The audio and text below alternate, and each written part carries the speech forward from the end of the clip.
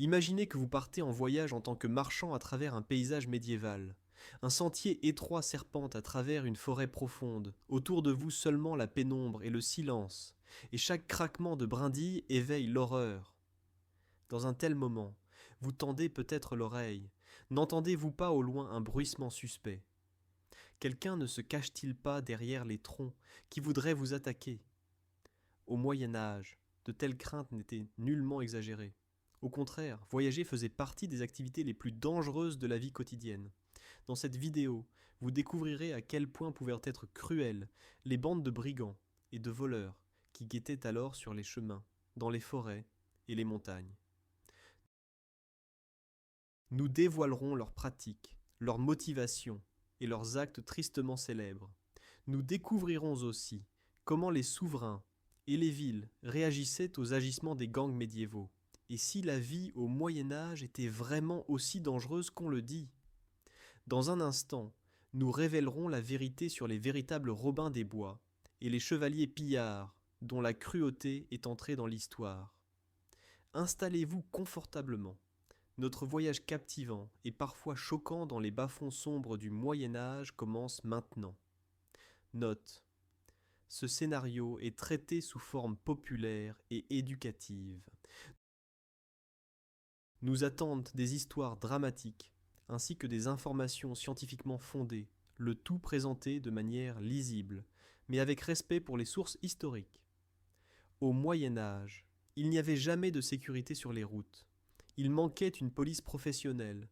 Les routes traversaient de profondes forêts et des plaines abandonnées, et l'ordre public dépendait principalement de l'autorité des dirigeants locaux. Les voyageurs riches ne partirent donc que rarement en voyage sans escorte armée. Les marchands unissaient leurs forces et voyageaient en caravane gardée par des gardes mercenaires. Mais même cela ne suffisait souvent pas. En effet, il y avait de plus en plus de brigands, en de nombreux endroits, et ils s'organisaient en bandes armées qui devenaient la terreur de régions entières. Pourquoi précisément le Moyen Âge favorisait-il tant de gangs? Les raisons étaient un peu nombreuses. D'une part, il n'existait pas de police permanente ou de gendarmerie qui aurait veillé à l'ordre en dehors des villes. La campagne et les routes relevèrent de la juridiction de la noblesse, mais tous les nobles n'avaient pas les moyens, ou l'intérêt, de bien protéger leur territoire.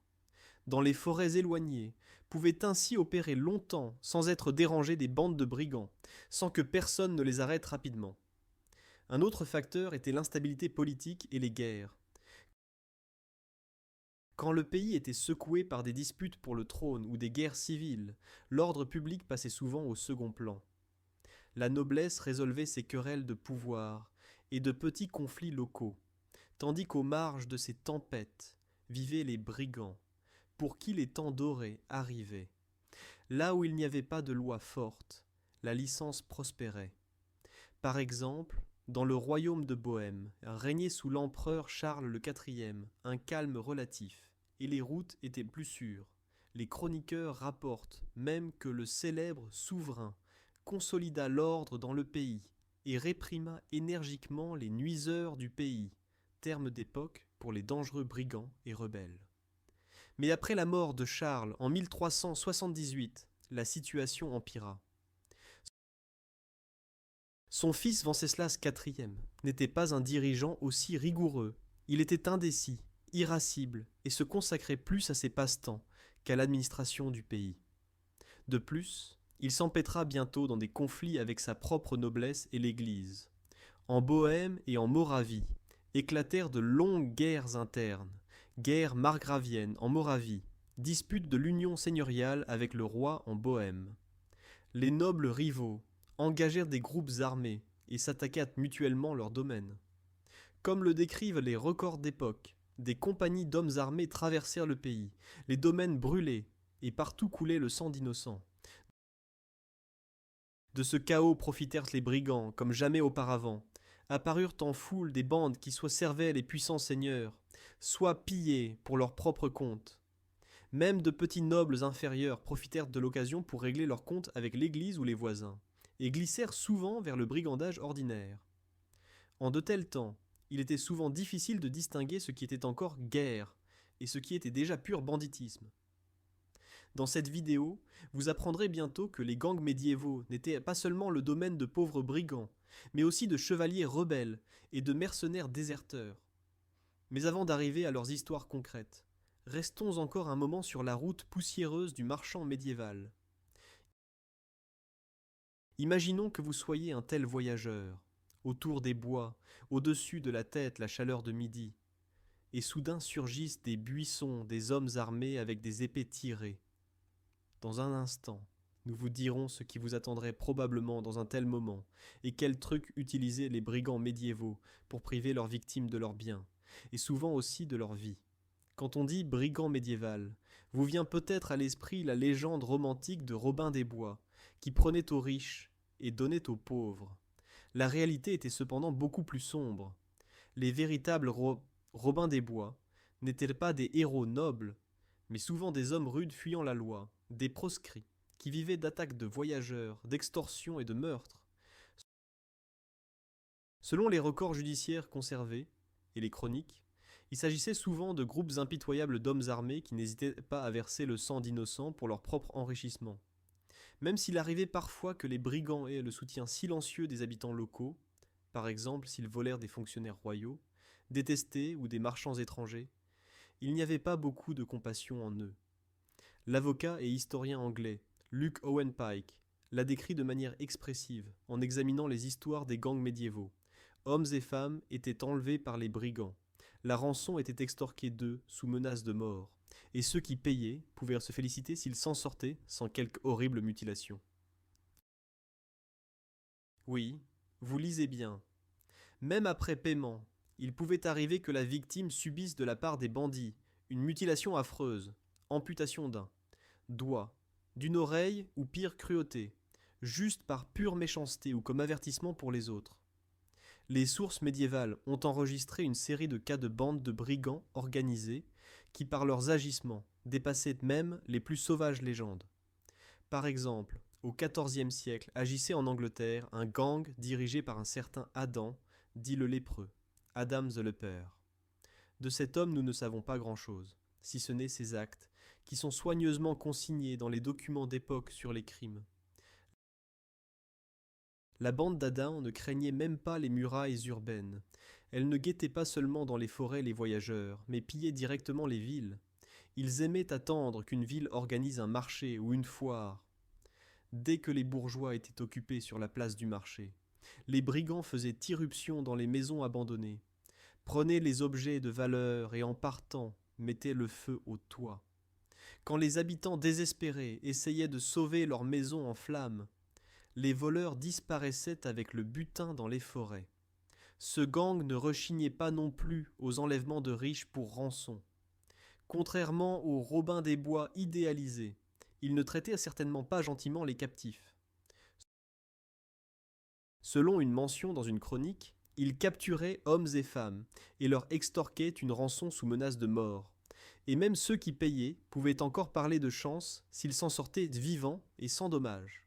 Nous avons même un record que la bande d'Adam était si audacieuse qu'en 1347, elle attaqua à Bristol les navires royaux du roi anglais Édouard III, et quelques semaines plus tard fit irruption déguisée dans Londres, où elle encercla la maison du joaillier de la reine.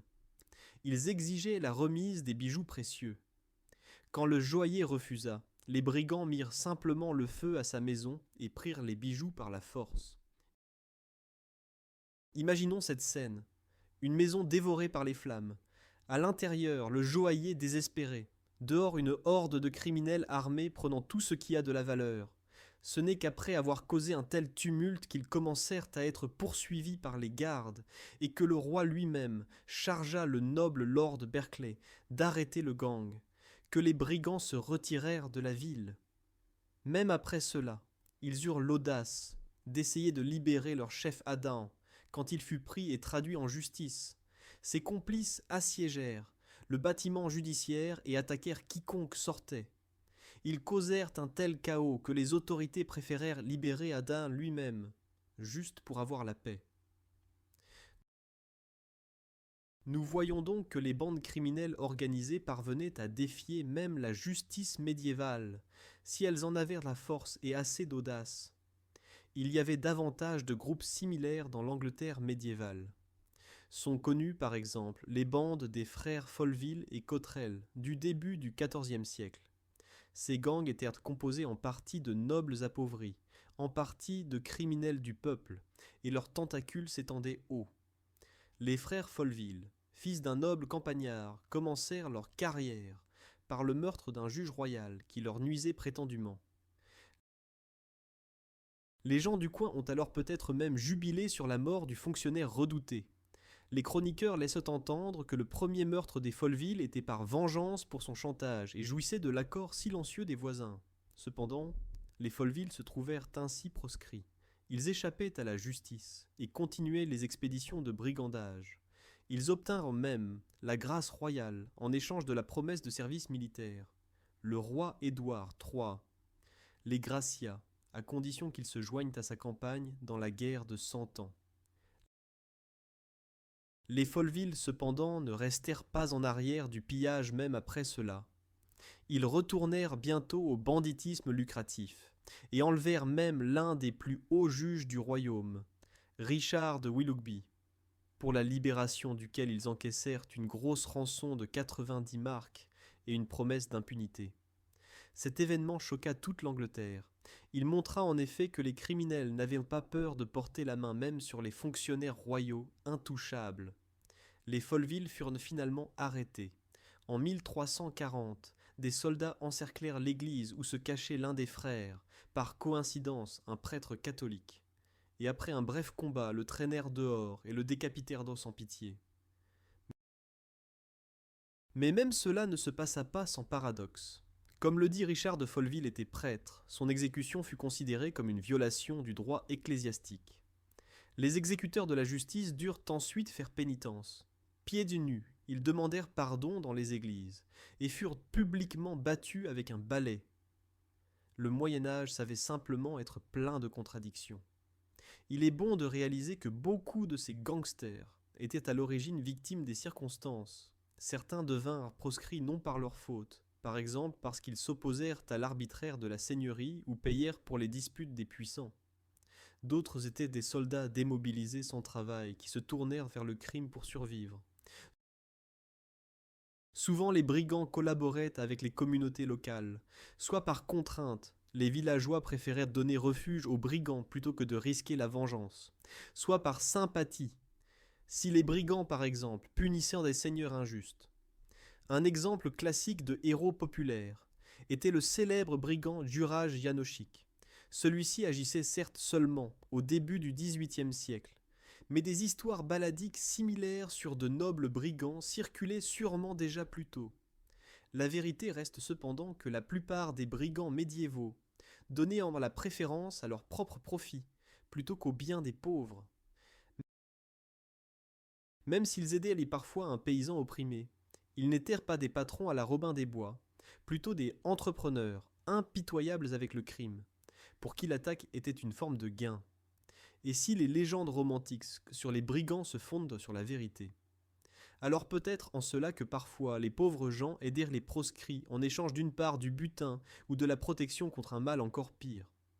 Sur les destins des bandes de brigands, nous pouvons observer aussi un phénomène étrange, la connexion du crime avec les couches supérieures.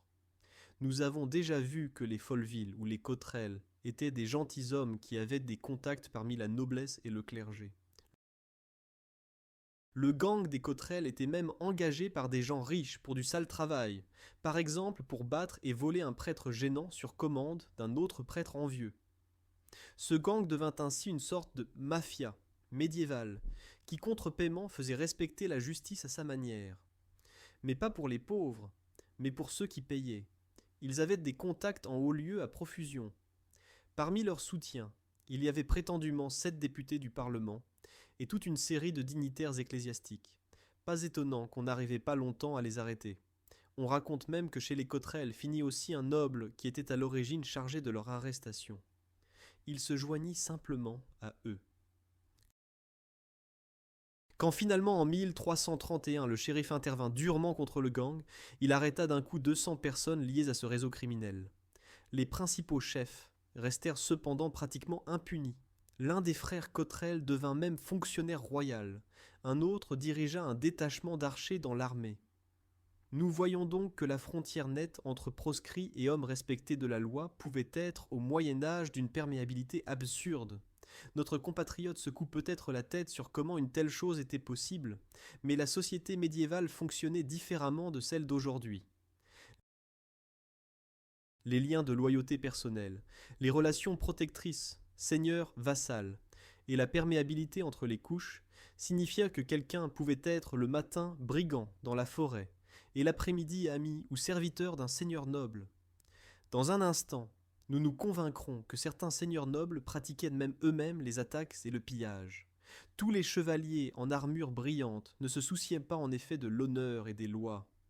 Nous tournons donc la page vers un autre type de gangs médiévaux, vers les chevaliers pillards, les nobles brigands qui unirent le titre nobiliaire avec la vie de criminel.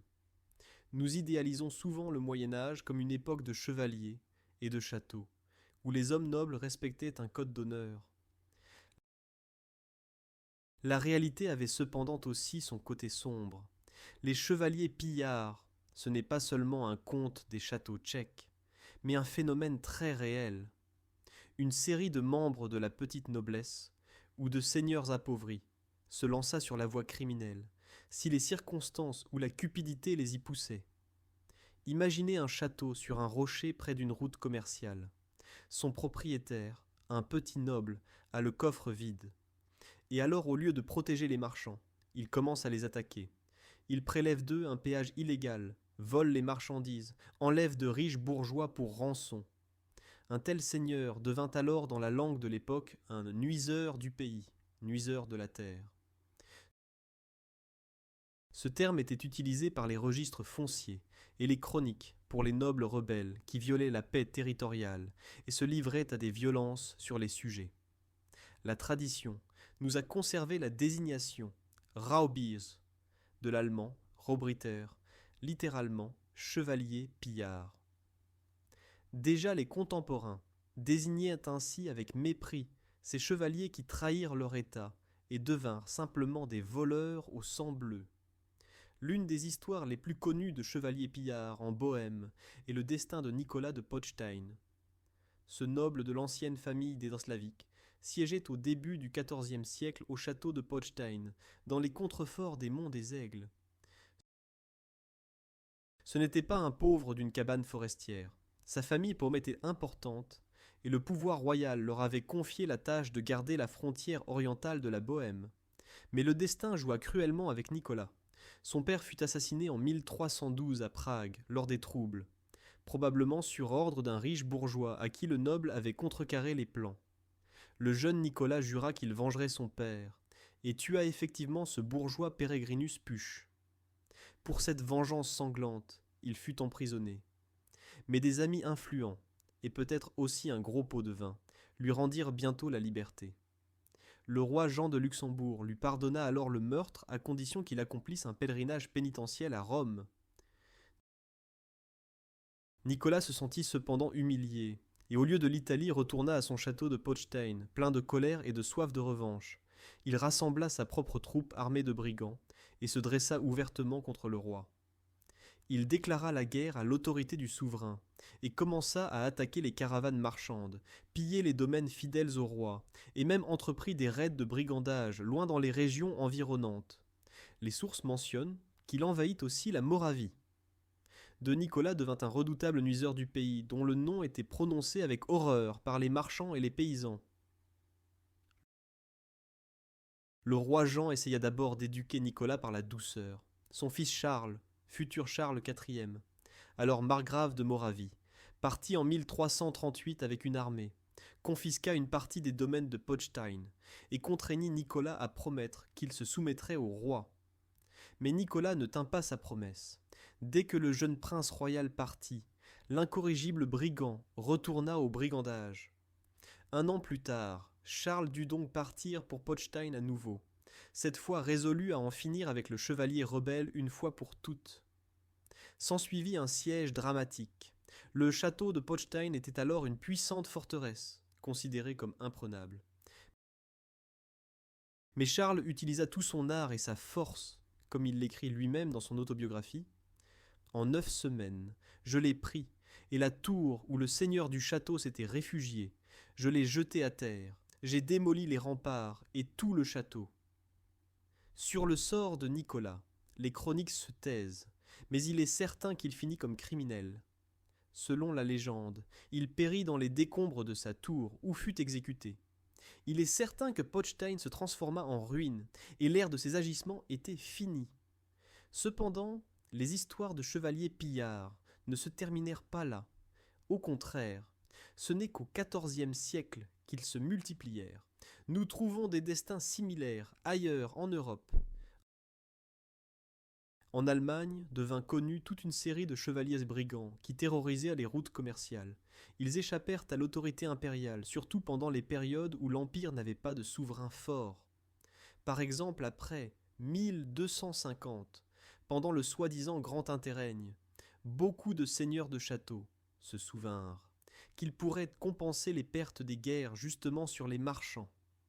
Les traditions de ces temps dépeignent plus d'un chevalier allemand comme criminel qui tenait dans sa cave une chambre de torture pour les marchands capturés et se moquait du droit. L'un des célèbres était par exemple Eppelein de Geiling, terreur de Nuremberg au XIVe siècle. Ce noble brigand est aussi entouré de légendes.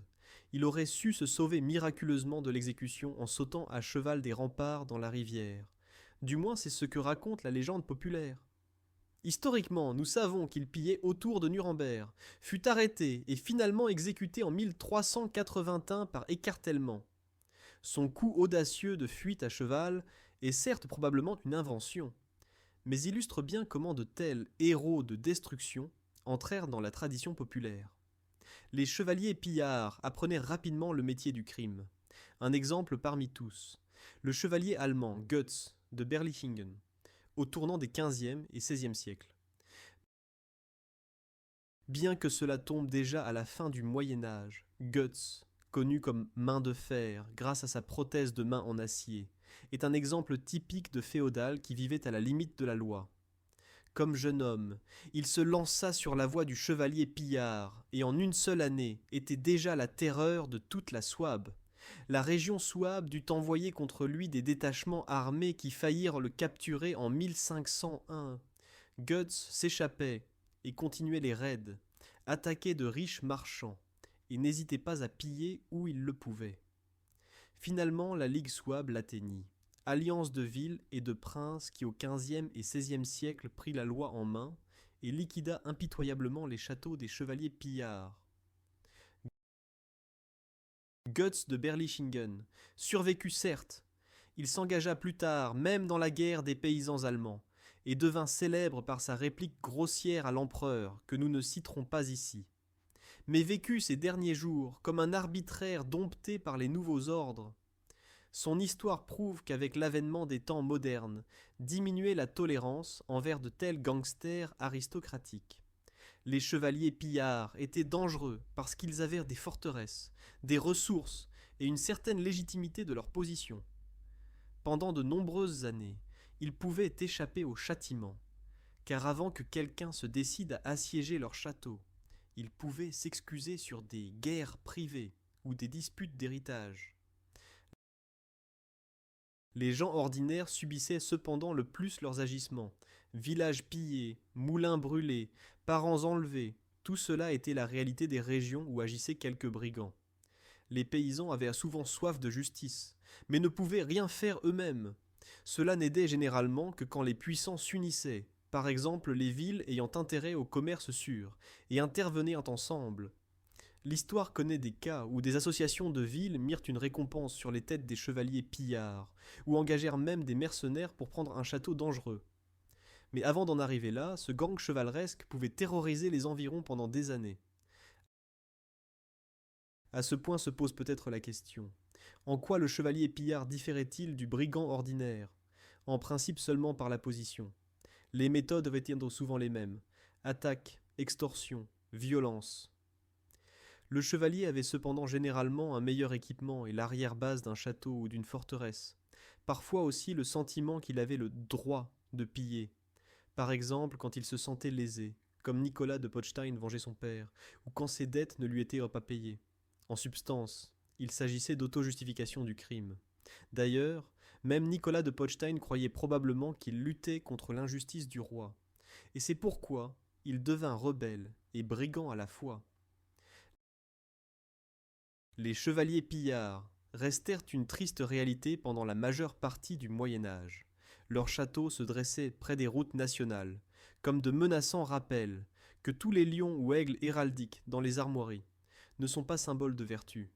Dans un instant, nous regarderons un autre groupe qui répandait la peur à travers l'Europe médiévale, les bandes de mercenaires ou compagnies d'anciens combattants démobilisés, pour qui la paix ne signifiait pas la fin du combat, mais plutôt l'occasion d'un pillage profitable. Le Moyen Âge était une période de guerre fréquente, et là où faisait rage la guerre, là naissaient des soldats professionnels, c'est-à-dire des mercenaires. Ces hommes savaient un seul métier, combattre. Et quand la guerre finissait, et que le Seigneur n'avait plus besoin d'eux, beaucoup ne voulèrent pas retourner à la charrue ou à l'artisanat. D'une part, ils ne savaient souvent même pas. D'autre part, la vie de guerrier leur donnait la possibilité d'acquérir rapidement des richesses par le butin. Ainsi, naquit le phénomène des bandes de mercenaires ou bandits de guerre, comme diraient les auteurs d'époque. Des milliers d'hommes armés se trouvèrent soudain sans maître, mais avec une épée en main, et le monde autour était plein de cibles sans défense. Pas étonnant qu'ils commencèrent à s'organiser eux-mêmes et offrirent leurs services à qui payer, ou prirent ce dont ils avaient besoin par la force. L'ère la plus connue de tels gangs de mercenaires fut la seconde moitié du XIVe siècle, surtout en France après la conclusion de la trêve dans la guerre de Cent Ans. En 1360 se termina temporairement la fureur guerrière entre l'Angleterre et la France. Des milliers de soldats des deux côtés restèrent cependant sans travail.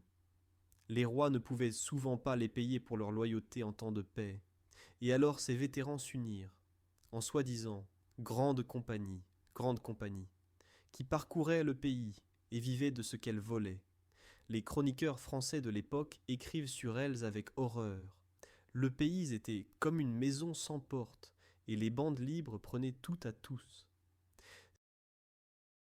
Ces compagnies ne reculaient devant rien. Elles pillaient les villages, volaient les monastères, faisaient chanter les villes avec des rançons.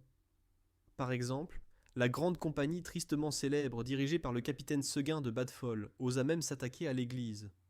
En 1361, elle assiégea la ville papale d'Avignon, et le pape n'eut d'autre choix que de payer une énorme rançon pour qu'elle se retire. Un groupe de mercenaires s'appelait à cette époque même Tardi Venus, ce qui en latin signifie Vénus tardive, ou retardataire de la déesse de l'amour. Le nom cynique devait suggérer que ces rustres se donnaient plutôt au plaisir du butin qu'au jeu amoureux. Où ils venaient, là allait la peur devant eux. Les sources d'époque rapportent que les paysans fuyaient devant eux, dès qu'ils entendaient des nouvelles de l'approche d'une compagnie. Et quand ils ne fuyaient pas, un sort cruel les attendait. Cabanes brûlées, femmes violées, hommes battus. Certaines victimes finissaient peut-être encore plus mal, car les mercenaires exposaient parfois leur cruauté pour l'exemple. Les têtes coupées, ou les pendus le long des chemins, n'étaient rien d'exceptionnel au XIVe siècle, plutôt un message glaçant. Par ici est passée une grande compagnie, et qui n'a pas obéi. Voilà comment il a fini. Il ne s'agissait pas seulement de la France. L'Italie aussi souffrait des raids de compagnies de mercenaires, qu'on appelait là-bas condottieri, dans le sens original plutôt commandants engagés, mais le terme incluait aussi leurs armées. Les États urbains italiens les engagèrent pour des guerres mutuelles, mais les condottieri échappaient parfois au contrôle. Quand ils n'avaient justement pas de contrat, ils vivirent de la guerre pour leur propre compte. L'un des gangs de mercenaires les plus terribles en Italie était la Grande Société, Grande Compagnia, fondée par le capitaine allemand Werner d'Urslingen. Cet homme entra dans l'histoire avec une devise terrifiante. Il portait prétendument gravé sur la poitrine de son armure de chevalier « Ennemi de Dieu, ennemi de la pitié, ennemi de la grâce ». Un tel titre conviendrait plutôt à un démon infernal. Et c'est exactement ainsi que Werner et ses complices se comportaient aussi. Dans les années 40 du XIVe siècle, Werner, avec sa grande société, traversa l'Italie, pilla l'Ombrie et la Toscane, passait selon l'avantage d'un service à l'autre et laissait derrière lui la dévastation. C'était un mercenaire entrepreneur, à qui cela semble comme un oxymore. Celui-ci ne connaît pas la réalité du mercenariat médiéval. Werner changeait tranquillement de camp au milieu de la guerre si l'autre camp offrait plus d'argent. Quand la ville de Bologne lui paya une somme vertigineuse pour qu'il défende leur territoire, il l'accepta d'abord, mais se laissa ensuite corrompre par les ennemis, et au lieu de défense, commença à piller Bologne. Ses soldats rasèrent la ville d'Anagni, et seule une épidémie de peste les contraignit à se retirer. Werner d'Urslingen devint en Italie si redouté que finalement il ne trouva personne qui voulût engager sa compagnie. Il dégoûta simplement tout le monde. Quand il mourut, en 1354, il laissa derrière lui une légende sur le chevalier diabolique, et cette gravure, ennemi de Dieu, sur son armure. Qu'elle soit réelle ou légèrement embellie, elle exprime exactement à quel point ces mercenaires étaient impitoyables et impies dans leur cruauté. Des éléments similaires de guerre étaient connus aussi, dans d'autres parties de l'Europe. En Allemagne, les groupes errants de Landsknechts apparurent seulement à la fin du XVe siècle. Mais par exemple, en Europe centrale, nous avons vécu quelque chose de similaire déjà plus tôt. Après les guerres hussites, qui ébranlèrent les terres tchèques dans les années 1004, 119 à 1436, restèrent beaucoup d'hommes armés sans maître. Certains des combattants hussites radicaux refusaient de déposer les armes même après la fin du conflit. En Hongrie et en Slovaquie se promenaient ainsi, dans les années 40 du XVe siècle, des bandes d'anciens hussites appelées bratrici. À l'origine, la veuve de Sigismond de Luxembourg, la reine Élisabeth, les engagea pour défendre les droits de son fils souverain, mais ils échappèrent bientôt au contrôle.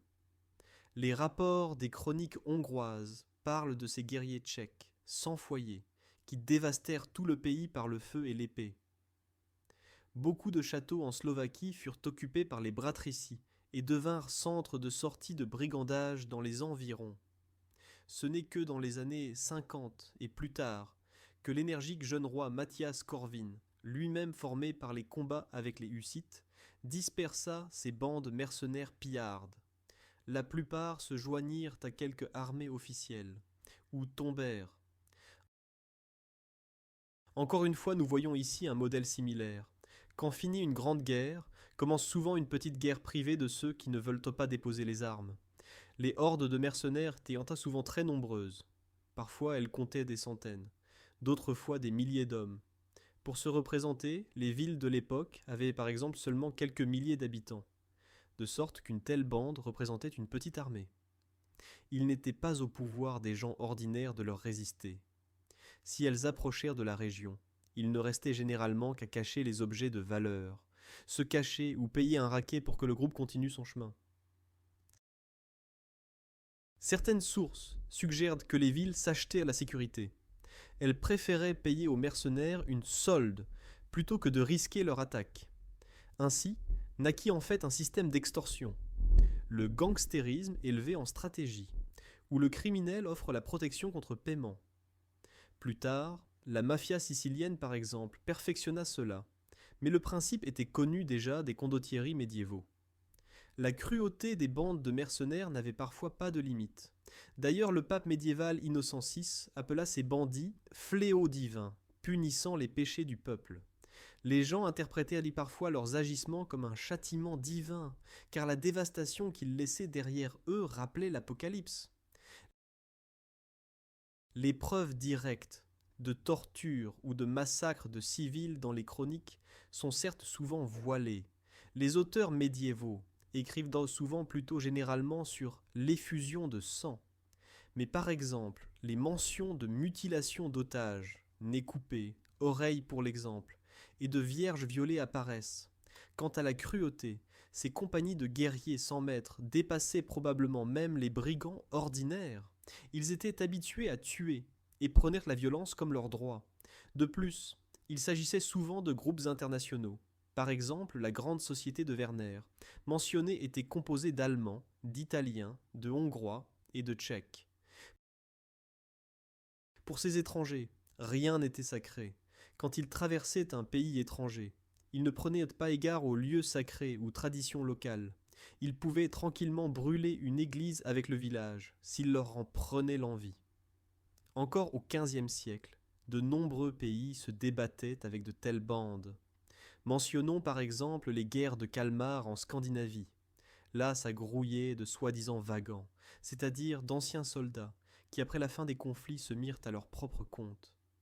Dans les terres tchèques, après les guerres hussites, même de certains combattants radicaux sortirent des chefs pillards avant d'être attrapés. On racontait que le jeune Jan Žižka de Troknov, avant de devenir célèbre comme général, passa quelque temps lui-même parmi les brigands. Selon les records, il fut en 1409 capturé avec une bande de brigands et traduit en justice, mais le roi Venceslas IV le gracia sur intercession d'un noble. Qu'il s'agisse d'un malentendu ou d'un faux pas de jeunesse de Žižka, c'est une preuve que des bandes armées se tournaient parfois vers des gens qui plus tard dans la bonne société devinrent célèbres. Mais pour ne pas parler seulement de campagnes et de régions secouées par la guerre, comment cela se passait-il au Moyen Âge dans les villes ? Le bourgeois pouvait-il souffler derrière les remparts qu'il était en sécurité devant les gangs ? C'est ce que nous dirons tout de suite.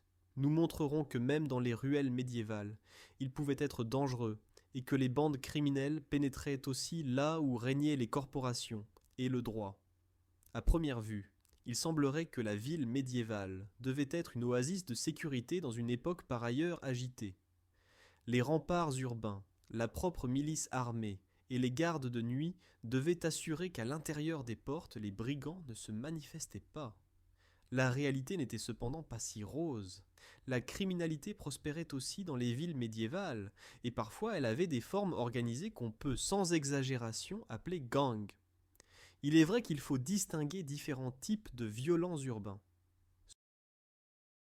Souvent il s'agissait de bandes de voyous, ou d'apprentis qui se battaient dans les rues, ou faisaient du tapage. De tels gangs de jeunes étaient généralement plutôt la terreur des tavernes et des marchés.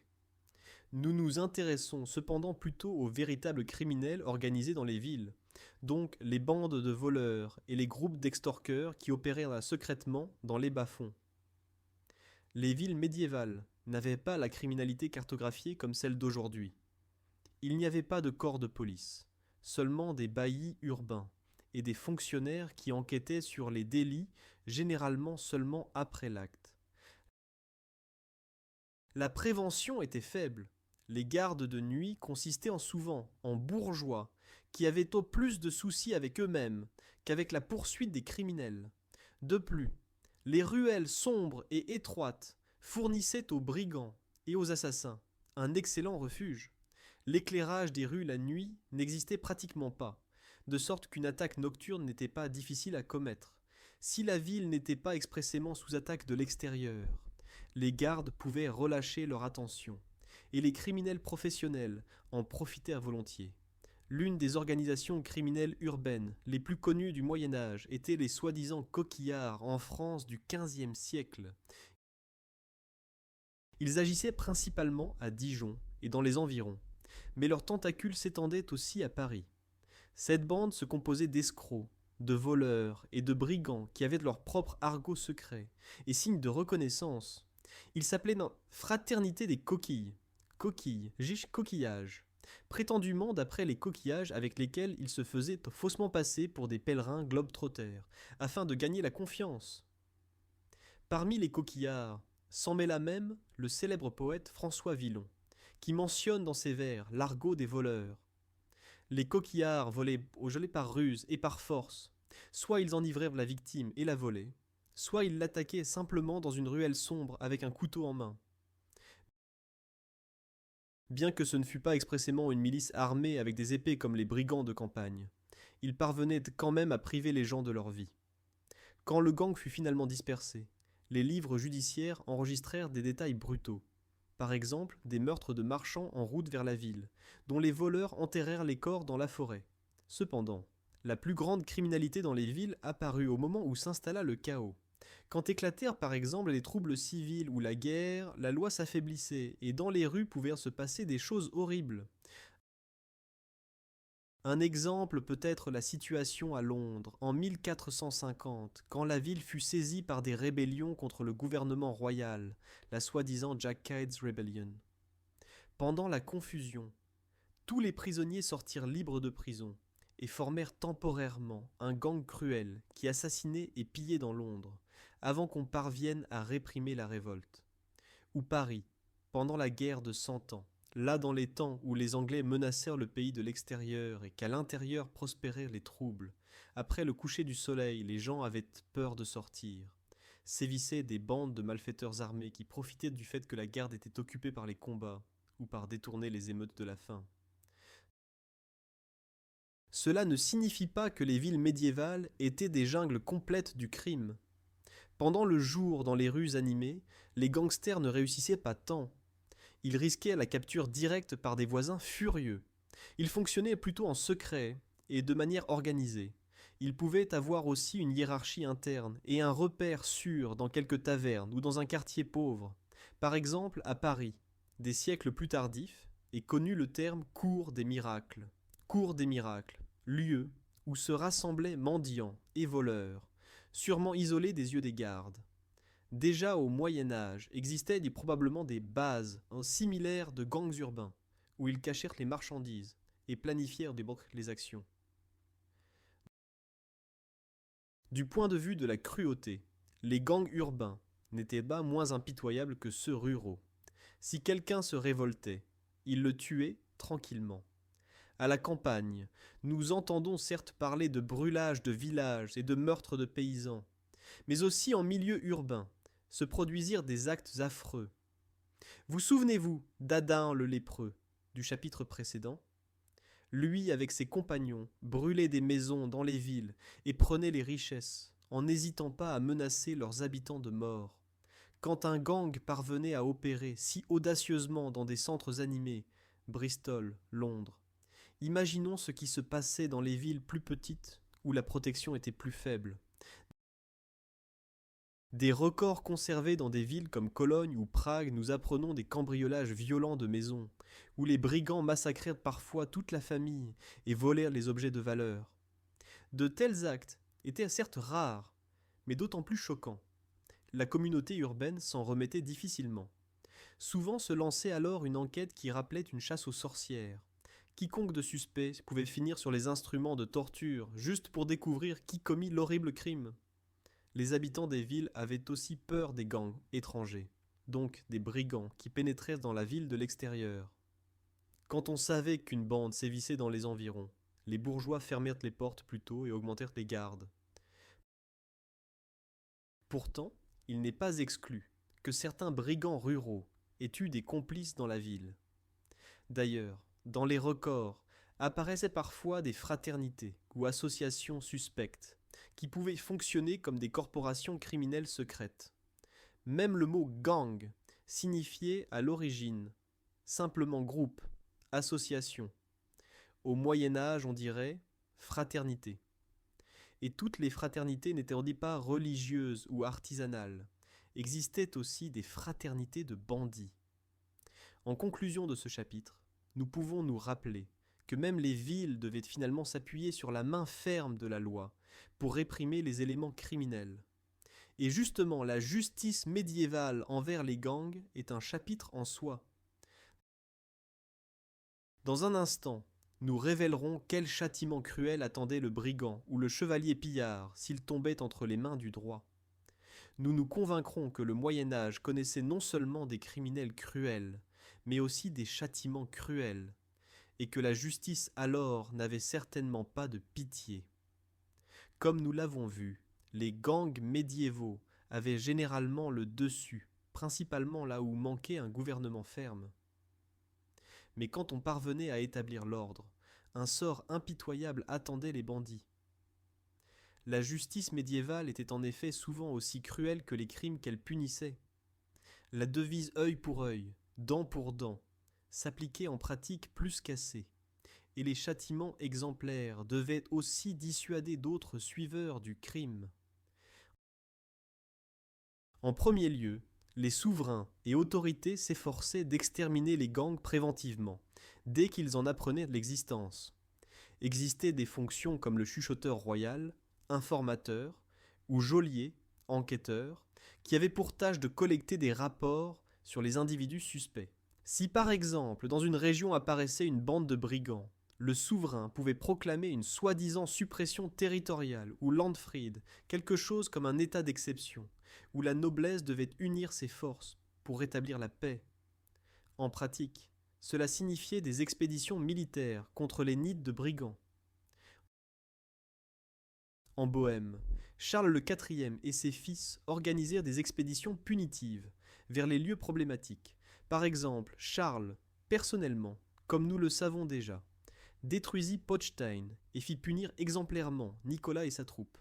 De même, les Luxembourg s'attaquèrent au château de Sion, où s'était barricadé le brigand Jean Roach de Dubé, et celui-ci fut ensuite pendu à Prague, à une potence particulièrement haute, en 1437, ce qui était pour un noble un châtiment particulièrement déshonorant. La seigneurie locale s'efforçait aussi de se défendre. Par exemple, les villes riches négocièrent des convois armés pour leurs marchands. Des hommes armés à la solde des villes accompagnaient les caravanes et gardèrent les sections dangereuses des routes. Certaines associations commerciales, comme la Hanse en Europe du Nord, allèrent si loin qu'elles expédièrent des flottes contre les pirates ou engagèrent des chevaliers pour nettoyer les routes des bandits.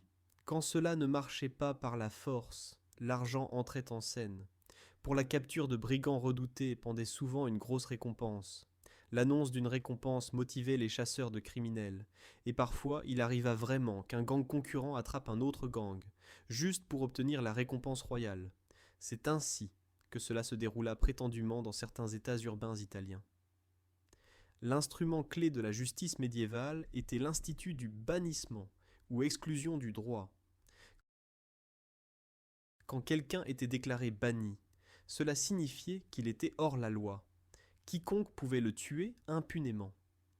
En Angleterre, on utilisait pour cela le terme wolf's head, tête de loup, car le banni était gibier de chasse. Pour beaucoup de gangsters, c'était la réalité.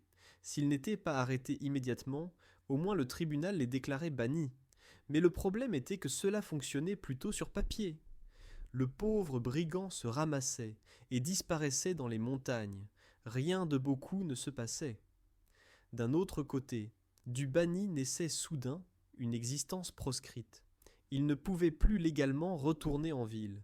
Personne ne devait l'aider, sous peine de s'exposer lui-même au châtiment. Théoriquement donc, le banni devait naturellement mourir de faim, ou être poussé à des actes désespérés, et puis être arrêté. Tel ou tel célèbre bandit était ainsi officiellement maudit. Par exemple, le légendaire Robin des Bois devait être justement un tel banni, se cachant dans Sherwood, rejeté par la loi. Quand les gardiens de la loi arrêtaient enfin quelqu'un du gang, les attendait souvent une tâche difficile, garder le criminel jusqu'au procès. Il arrive souvent que les complices essayèrent de libérer leur chef, comme dans l'histoire d'Adam le lépreux en Angleterre, quand la bande perturba le tribunal lui-même. C'est pourquoi les prisons pour les célèbres bandits étaient parfois dans des châteaux bien gardés, et parfois les procès se tenaient non publiquement ou de manière abrégée pour éviter le danger. Était connue la pratique du jugement immédiat, directement, lors de la capture, quelque chose comme une cour martiale. Par exemple, les chasseurs de bandits en Allemagne pendaient souvent le brigand attrapé immédiatement au prochain arbre, plutôt que de risquer qu'il leur échappe en chemin. Et quel châtiment le Moyen-Âge réservait-il pour le gangstérisme ? Le plus souvent la mort, et pas légère. Les brigands ordinaires attendaient généralement la pendaison. La potence se dressait habituellement sur une colline près de la route, pour que les corps pendus soient sous les yeux de tous. Avertissement pour d'autres criminels potentiels. Souvent les pendus restaient suspendus jusqu'à ce qu'ils se décomposent, et l'endroit était vraiment terrifiant. Dans les terres tchèques, nous connaissons les dénominations collines de la potence ou à la justice pour de telles collines. Beaucoup se sont conservés jusqu'aujourd'hui dans la toponymie. Pour les cas plus graves de crimes, surtout liés au meurtre, on utilisait aussi le supplice de la roue. C'était une façon très cruelle d'exécution. Le condamné était attaché à une roue et le bourreau lui brisait les membres avec une barre de fer, finalement soit le tuer d'un coup à la poitrine, soit le laisser mourir dans les douleurs. La roue avec le corps était ensuite dressée sur un pieu comme avertissement. Ce châtiment était habituel pour les brigands, surtout en Allemagne et en France. En Bohême, le supplice de la roue se produisait aussi, mais plus souvent le brigand était simplement pendu. La roue punissait plutôt au temps moderne. S'il s'agissait de chevaliers rebelles ou de nobles, on procédait parfois différemment. Chez eux était possible l'emprisonnement ou l'exil, si les seigneurs voulaient s'en débarrasser, élégamment. Souvent cependant même le noble brigand finissait sous l'épée du bourreau. Par exemple, le déjà mentionné Jan Zula d'Ostředek, chevalier pillard tchèque et ancien allié du roi Venceslas IV, fut arrêté et exécuté en 1404 à Prague. Il devint même l'un des premiers qui fut publiquement écartelé dans les terres tchèques, ce qui témoigne de combien le pouvoir voulait démontrer un châtiment dissuasif. Les malfaiteurs haut placés pouvaient donc compter sur le privilège de la décapitation à l'épée, ce qui était considéré comme une mort plus honorable que la pendaison. Mais pas toujours. Comme on le voit, chez Jan Zula, le choix tomba sur une cruauté exemplaire. Beaucoup de bandits évitèrent cependant le châtiment jusqu'au bout. Certains fuyaient à l'étranger, où la main de la loi du pays natal ne les atteignait pas. D'autres cherchaient le salut dans les refuges de l'Église. Le Moyen Âge avait l'institut de l'asile, de sorte que quand un criminel arrivait dans une église et se tenait à l'autel, la garde ne devait pas l'emmener par la force. Il pouvait se confesser et puis être condamné à l'exil, typiquement partir en pèlerinage pénitentiel. Certains gangsters en profitaient et se cachaient rares dans les églises pendant des mois, jusqu'à ce que la situation se calme. Mais même l'asile ecclésiastique n'était pas tout-puissant. Dès que le banni sortait le nez, la potence généralement ne le manquait pas. La loi s'efforçait de punir aussi ceux qui soutenaient les criminels. Par exemple les protecteurs nobles des brigands. Mais comme nous l'avons croisé dans le cas de la Moravie après Charles le IV, en réalité les hauts seigneurs étaient rarement punis. Au plus ils devaient payer une amende ou se débarrasser des domestiques de brigands. Le simple brigand finissait cependant généralement avec la corde au cou. L'Église essayait plutôt des châtiments plus doux. Elle offrait le pardon aux brigands quand ils se rendaient, et par exemple entraient au monastère. Sont enregistrés des cas où de petits brigands entrèrent au monastère comme frères laïcs, pour échapper au châtiment de mort. Mais c'étaient des exceptions. La justice médiévale coulait donc finalement aussi dans le sang. Les corps pendus des brigands le long des routes et les châteaux détruits des chevaliers pillards faisaient savoir que l'ordre et la loi s'imposeraient. Mais cela dépendait toujours de la force des autorités. Là où étaient fortes les institutions, souverains, villes, églises, unis, là la criminalité se tenait en bride. Où régnait la discorde, là s'installait l'ère des gangs et le combat devait alors être d'autant plus impitoyable. Une sorte de tournant fut la fin du Moyen Âge et le début des temps modernes. À partir du XVe siècle se forment çà et là des milices territoriales et des gardes de campagne qui sillonnent déjà plus systématiquement la campagne et chassent les criminels. Se fondent aussi les premiers corps armés, permanents, payés par l'État, germe de la police ultérieure. Se développe aussi le droit international. Le brigand en fuite n'a plus d'asile si facile au-delà des frontières, car les dirigeants voisins commencent à s'extrader les criminels en fuite. Bien sûr, le banditisme ne disparut pas complètement. Au XVIe ou XVIIe siècle, nous rencontrerons encore des brigands célèbres, brigands, pirates, etc. Mais la bonne vieille époque, des gangs médiévaux, se termine progressivement. Le pouvoir étatique qui se renforce réalisa en effet que des routes sûres et la sécurité juridique sont la base d'un pays qui fonctionne, et les souverains absolutistes modernes n'avaient alors plus l'intention de tolérer la concurrence dans la violence. Les histoires sur les gangs médiévaux pleins de cruauté peuvent éveiller en nous étonnement et répugnance. Il est jusqu'à l'incroyable dans quelle réalité rude devaient vivre nos ancêtres, et de quelles atrocités ils étaient donc capables de se rendre coupables mutuellement. L'homme d'aujourd'hui peut se demander: les gens étaient-ils au Moyen Âge plus cruels que nous? Peut-être pas par nature, mais les circonstances de la vie, pauvreté, incertitude, injustice, causaient souvent que les frontières de la compassion se déplaçaient. Quand vous deviez quotidiennement lutter pour la survie, la vie d'autrui pouvait vous sembler moins précieuse. Ainsi naissaient des durs qui n'avaient pas peur d'attaquer un voyageur et de lui prendre même le dernier, et d'un autre côté encore ceux qui les punissaient cruellement pour l'exemple. Nous pouvons cependant percevoir aussi des parallèles avec aujourd'hui. Le crime organisé n'a pas disparu, il s'est seulement transformé.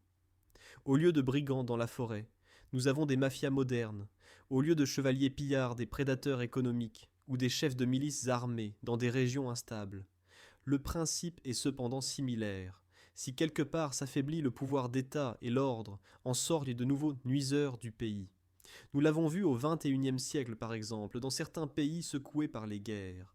Apparurent des gangs et des seigneurs de guerre qui tyrannisèrent la population, similairement à ce que faisaient les brigands médiévaux. Heureusement, dans la plupart du monde actuel fonctionnent la police et les tribunaux, de sorte que nous n'avons pas à craindre de voyager de ville en ville avec des marchandises en main. Nous pouvons être heureux qu'aujourd'hui nous sortions sur l'autoroute, et qu'il n'arrive presque sûrement pas qu'une bande d'hommes armés nous attaque et nous vole tout. Le Moyen Âge ressort ainsi aussi comme contraste. Nous réalisons combien il est précieux de vivre à une époque où le monopole de la violence est détenu par l'État et non par des seigneurs des forêts autoproclamés.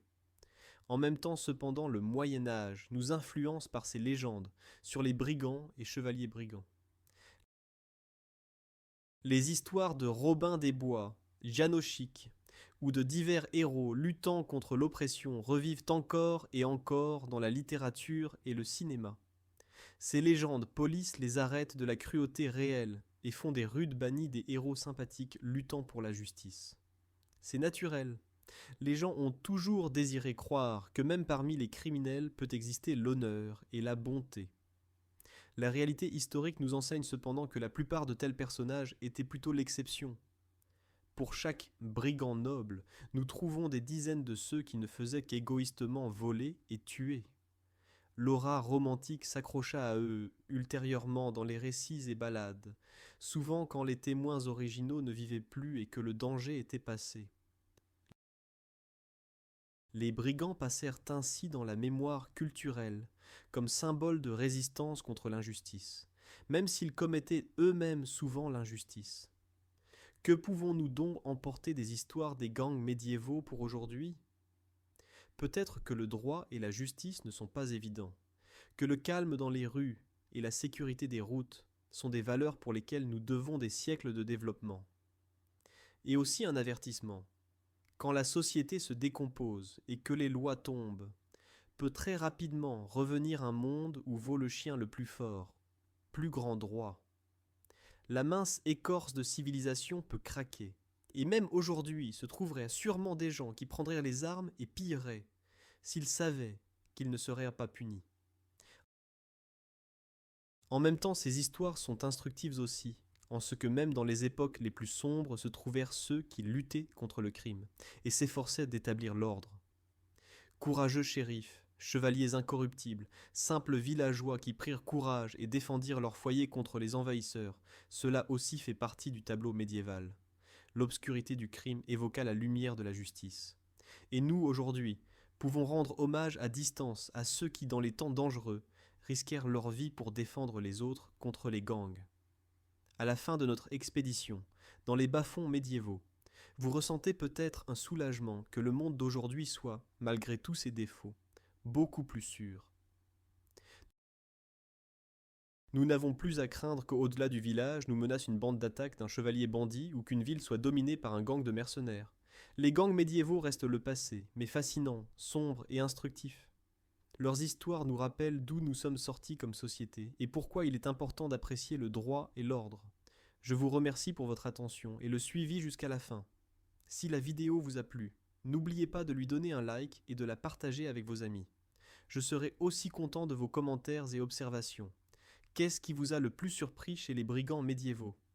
Je vous souhaite une belle journée, et j'aurai hâte de vous revoir la prochaine fois pour une autre promenade dans l'histoire.